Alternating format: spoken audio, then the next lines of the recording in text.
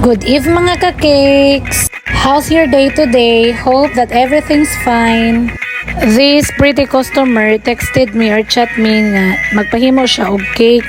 And then, ang inspo nga iyang gihatag sa ako, instead na cake, is the actual dress of the baby. Ipasundog daw niya to o kung saon na mahimo siya kung saon na ang design sa dress maadto pod sa cake. So challenge kayo ni mga ka-cakes o kung saon ni siya. So mao ni siya ang kanang actual photo sa dress. Mao ni ang dress, di ba pretty kayo pero lisod kayo na kung saon na siya paghimo og cake. Mo nang challenging kayo. Pero ato na lang i-try para ma-please nato si Ma'am Pretty. Let's see. Pero sa mga expert good mga ka-cakes, dali ra kay na sila. Kita ani feeling expert raman, medyo dugay gud siya. Dili sa bingon nga dugay, lisod lang gud siya hunahunahon.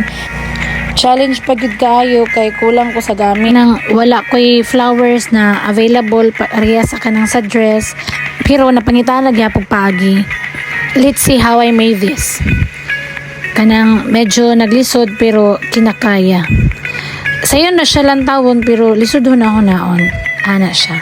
Oy, ganan biya kog mga ani ka ng challenging trabaho kay murakag ma-challenge. Challenging gani, di ba?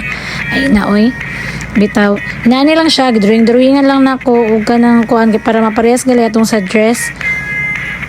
Og untana nakuha nako bisan lang gamay og na-meet na ko expectation ni Ma'am Pretty. Ana lang.